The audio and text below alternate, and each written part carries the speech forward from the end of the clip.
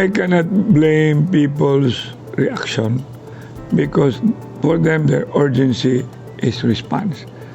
But there are what we call bureaucracy that we should also contain, and that was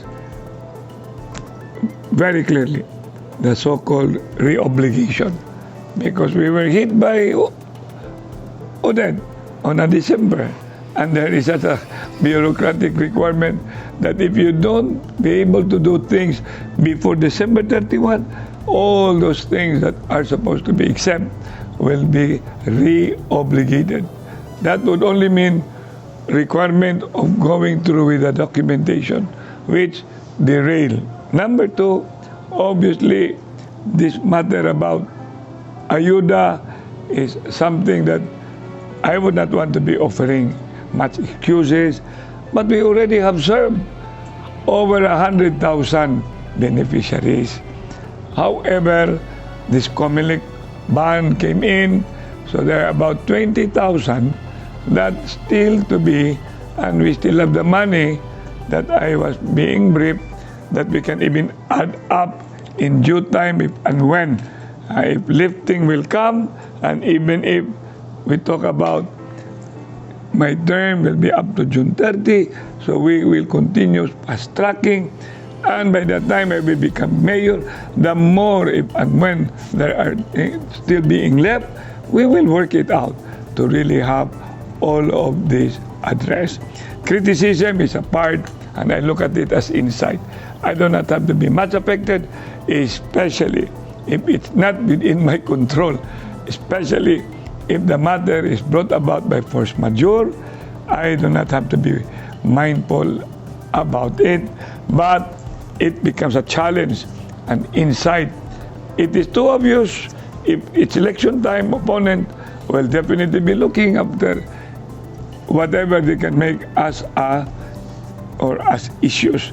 But definitely on the matter also of improvement, part of my platform, better business opportunities, and that would only mean at the same time the bureaucracy will have to be look into how we can bring processing fast, including issues on financial assistance. I do not know how also to look into reducing steps, because sometimes signatories bringing from one office to the other, and even the mayor being saddled with all these documents. I wish there should be a national law making the mayor only focus on documents to sign, so that he will not be much of handling, waking up at 4:30, signing documents, even inside my car, signing documents, even if I'm doing my pulong-pulong, when I have to be back in my car, signing documents. And sometimes when I'm dreaming, joke only, I might be signing documents.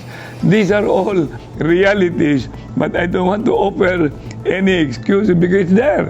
So I apologize if and when it is brought about by bureaucracy, brought about by what we call force majeure. I would like to offer my apology, but definitely I am a very sensitive leader. I will definitely, no nonsense, look into how to improve all these aspects in governance.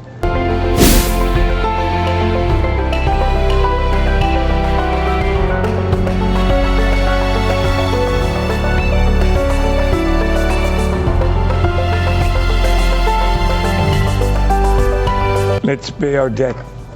So when we pay our debt, we don't talk about liabilities so much. Number two, but no matter what, having to borrow, it's always a part of what we call looking forward. But for as long as your capacity to pay will also be present. Number three, part of what I would wish is look into where we can have revenues increase. Number two, have taxpayers be more clear in paying their taxes. Number three, looking into the whole gamot and checking what really is wrong, if there is a way that we should do some drastic measures later so that we will be able to put on service the real picture of people's responsibilities and liabilities.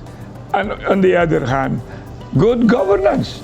Because when you inject good governance, and then business and others will see that the money that they are paying through taxes is converted into certain, what I call, service to them, then payment of taxes will also likewise improve. And if you make people's life better, especially the poor better, the middle class comfortable, and the rich to share, then everybody will be lifted up, then the earnings will be more, and the city government will now have more revenues, and the national government likewise helping, and even through possible reclamation, additional, what I call, area that the city government should have, because that will also be the basis for purposes of IRA. Number two, if you own, because Cebu City, unlike other cities, we don't really have except SRP. When we became city, we used to have after cityhood, but there were returning of all these properties to the province. But if we talk about additional, the only means is making additional reclamation so that we will have more hectares to talk about, and making economic recovery and economic miracle so we will have more revenues available. Making people also have jobs and etc., and encourage small, medium enterprise, then all of the people earning, and when the earning will be put it all together, network of the city government will definitely increase. You have 1 more minute. Come. But we do not want to be competing with anyone, because for us, what we would be looking at is how we can address poverty. If we can address poverty, housing, and what we call making the lives of the unimaginable poor up, and our environmental concern very much addressed, and the living condition will be improved in a level of being human, then business enterprise being addressed, culture, art, spiritual, and intellectual, especially physical, put together. That's the most important essence, and that is the soul. Money will be additional, but the soul has to be fed, and it has to be in its completeness.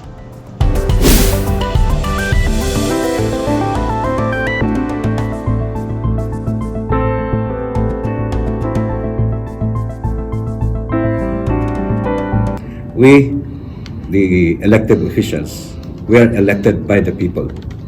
And I know we have the same goal to serve the Cebuanos. I can give an assurance to all my fellow public servant, kasi Dave Tumulak would after sa welfare sa public. And sa ato sang mga city councilors, masiguro gyud nga maminaw gyud ang executive. I am not a leader. I am a servant, not a leader. So we have the same goal to achieve and to see the future. This is for the next generations to come. This is our Cebu. This is our city. We should work hand in hand. Follow up lang, Cons, will you be forming your own party if you win as mayor? When I will become a mayor in the city of Cebu, this is a free zone. I will not form any party. Grupo siguro nga magkausa. Kaya ang gikinahanglan nato sa itong dakbayan, not a political party.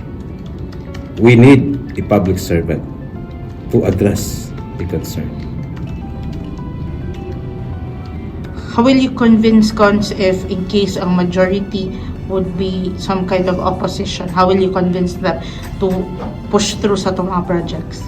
Well, if dili sila mo support sa mga programa sa atong dakbayan, they are not answerable to me. They are answerable to the public. Because most of the programs and projects for the city of Cebu is for the benefit of the Cebuanos. And if they will do that, well, next election to come, they will answer that concern sa atong mga tao. Are you open to allowing the councilors executive functions? Yes, that's the agreement with some councilors who want a candidate. I told them I will give the executive function to them because lisod ba kung kaayo ug ang ato lang mayor mo atong palihokon. Kinahanglan nga na-argued ang legislative, not just only for doing resolutions and ordinances, but to empower.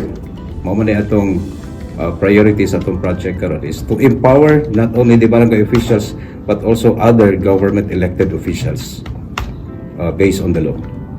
How about itong barangay captains cons? Yes, I will mo lagi na right after the election. I'm not vindictive sa ato ang mga local leaders. Hinoon, I will empower them and andam sa ta makapasaylo nila because Dave Tumulak needs them.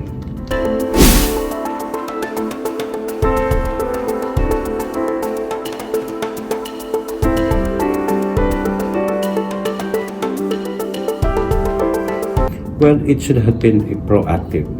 This is not the first time we encountered natural calamities. There's also a law on it, on how to respond in regards to before, during, and after calamities. Empowerment. No? Empowerment and proactive approach. Daghan na kaistanan nga mga kalamidad nga atong nasayran. Planuhon gidun ta pag-ayo.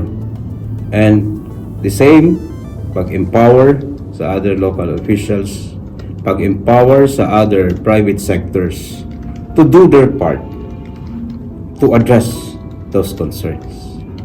Ang gikinahanglan magudinigod, leader. Leader nga kahibaw nga masabot ug mutubag diha dayon sa mga paginahanglan in times of disaster. Preparation, importante kay ang preparation, manang proactive approach ang gikinahanglan.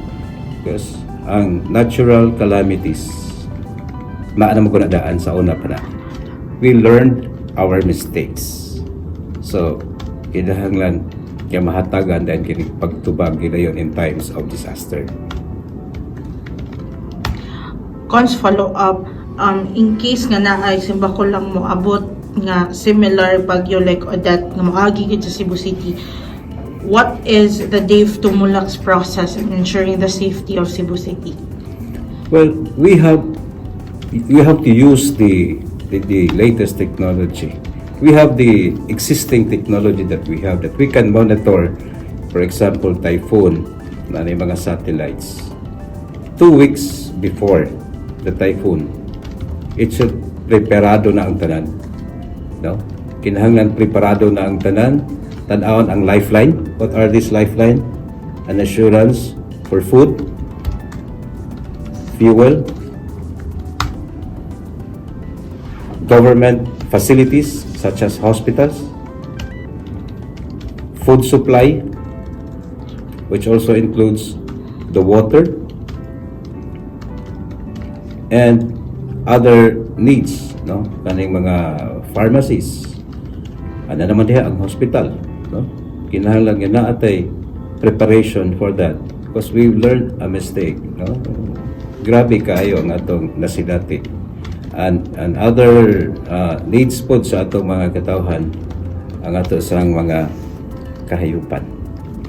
Kinahanglan kay nga naatay assurance nga to safeguard also our food security. If you were the mayor of Cebu City during the time of Odette, what would you have done in contrast to what happened? Well, I was the mayor at that time.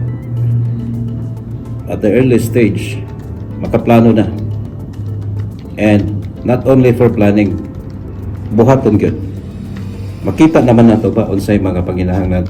Because during the time of Yolanda, na suwayan naman guna nato gud. Nga wala kay ito mag-greatly affects sa ato ang government.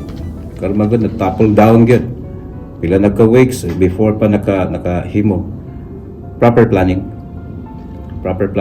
prepositioning of equipments and foods, assurance for fuel, also includes the medicine, the water, vital installations, the communication. Nga gikinahanglan gyud nga in place na sa naagi buffer or naagi set up plan. By the time in case nga grabe gyud ang epekto, at least to minimize also. And paghatag sa proper information dissemination sa public. Proper information dissemination kinahanglan kay na during or before the calamity.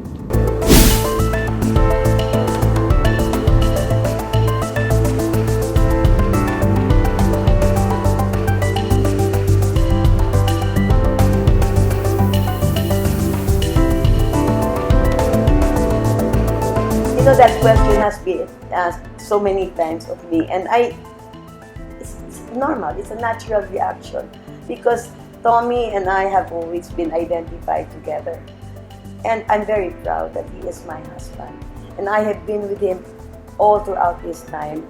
In fact, very visible, and hopefully to the people, very supportive of my husband, because I do believe in him. Now, my being a puppet, for those who really know us, they know it's quite impossible. I have never been a puppet of anyone, and you know, I am very blessed and extremely grateful that in the almost 40 years that we have been married, we have always been partners. There are times maybe when we disagree, which is very normal, but in the end, we recognize each other's values and we respect each other. Being a puppet, you mean he's gonna draw my strings and say, Margot, do this, Margot, do that, pull the right leg, pull the... You know, I can't even imagine that happening. Really. And it's never going to happen. If it hasn't happened for the past 40 years, it's gonna happen now. And when Tommy first became mayor, many years ago, I told myself, because I didn't know how to be, I mean, there was no blueprint that I could follow on how to be the wife of the mayor. But I promised myself this, that I would never embarrass my husband or embarrass Cebu. And hopefully, I have been able to accomplish that. In the same manner, Tommy is my husband, will remain my husband. Yeah. And our having titles to whoever we are will not change that relationship. You know, you hear of other mayors before us, before me, or I'm not even the mayor, but sige lang siya sunod-sunod sa uban. So why make it an issue now? When we, you know, there are these reports about others being, kinsa ba ang mayor? Who is the mayor? Why do we have so many mayors? I will make it very clear. If again given the privilege and the chance to be mayor, I will be the mayor. So, Madam, what will you be bringing from Mayor Tommy's previous administration to your administration in the future? Hopefully, number one, Tommy is very focused. I think people know that. And his love for Cebu is undeniable. I've had to learn how to love Cebu because I was not raised in Cebu. But absorbing it from him has become a part of me. What was your question? What do I hope to bring of Tommy? His dedication to this city. His ability to be able to bring other people in to see how Cebu is and how Cebu can be with everybody's vision. Same, the betterment of Cebu. That's it. You know, so. But may I add, he is a very hard act to follow as mayor. What if Mayor mag-disagree mo ni Mayor Tommy regarding on issues? What will happen? Of course, we will disagree in the same manner that we disagreed even when he was mayor. Okay, but in the end, he was the mayor, so he made the decision. Whether I agree or not, he made the decision. This time around. I'm going to again. I don't like kasi to say I'm the mayor, but if given again that privilege and the public, the responsibility, the very heavy responsibility, I will be the mayor.